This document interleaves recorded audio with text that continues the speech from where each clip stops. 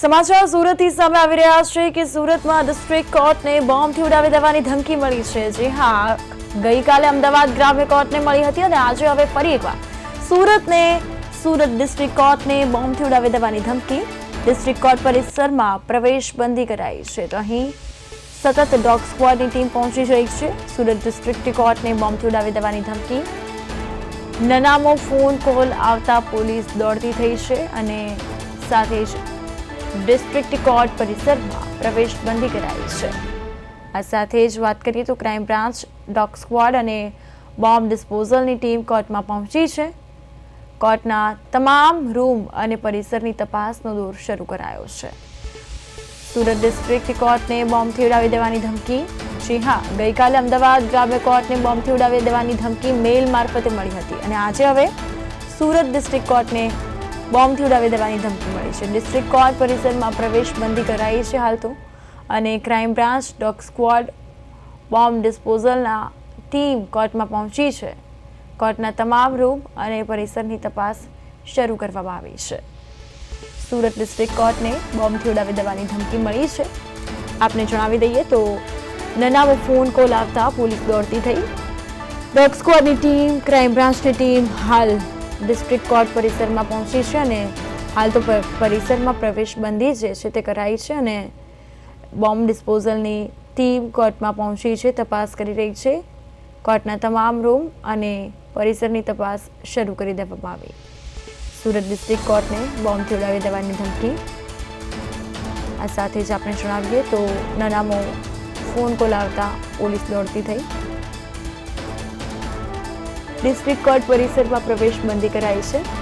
આપને જણાવી દઈએ તો જે પ્રકારે અહીં એક બાદ એક કોર્ટને બોમ્બથી ઉડાવી દેવાની ધમકી મળી રહી છે। ગઈકાલે પણ અમદાવાદ ગ્રામ્ય કોર્ટને બોમ્બથી ઉડાવી દેવાની ધમકી મળી હતી અને આજે હવે સુરત ડિસ્ટ્રિક્ટ કોર્ટને બોમ્બથી ઉડાવી દેવાની ધમકી મળી છે। આ સાથે વધુ માહિતી સાથે સુરતથી અમારા સંવાદદાતા અરવિંદ રાઠોડ ફોન લાઈન પર જોડાઈ ગયા છે। અરવિંદ, એક બાદ એક કોર્ટને બોમ્બથી ઉડાવી દેવાની ધમકી મળે છે। ગઈકાલે પણ અમદાવાદ ગ્રામ્ય કોર્ટને મળી હતી બોમ્બથી ઉડાવી દેવાની ધમકી અને આજે હવે સુરત ડિસ્ટ્રિક્ટ કોર્ટને બોમ્બથી ઉડાવી દેવાની ધમકી મળી છે। શું અપડેટ્સ?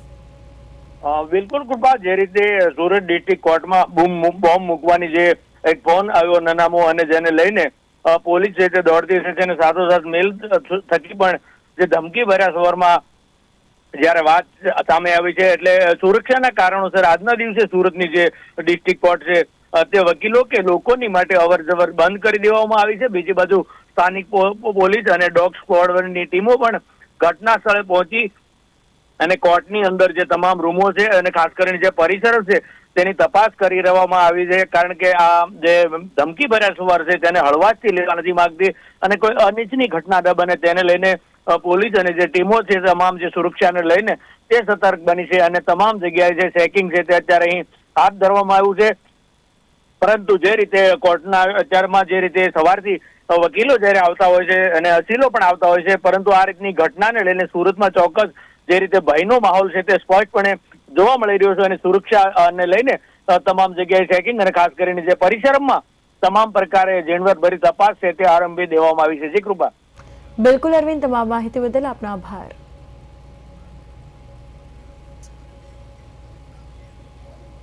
આવો એક ધમકી ભર્યો મેલ આવ્યો છે કે બોમ્બ પ્લાન્ટ કર્યો છે વગેરે વગેરે, એટલે ઇન જનરલ આવ્યું છે, સ્પેસિફિક આ કોર્ટને ઉલ્લેખિત નથી, પણ તેમ છતાં સુરક્ષાની દ્રષ્ટિએ અત્યારે બોમ્બ સ્ક્વોડ અને પોલીસ ડિપાર્ટમેન્ટ આખી બિલ્ડિંગ ચેક કરે છે। પક્ષકારો, વકીલો, સ્ટાફ બધાને અત્યારે પ્રવેશ નથી, એટલે આ બધું ચેક થઈ જાય પછી બધાને પ્રવેશ। કોલ કેટલા વાગે આવ્યો? વહેલી સવારે 2 વાગે। મેલ ક્યાંથી આવ્યો? એ હવે પોલીસ ડિપાર્ટમેન્ટ શોધશે।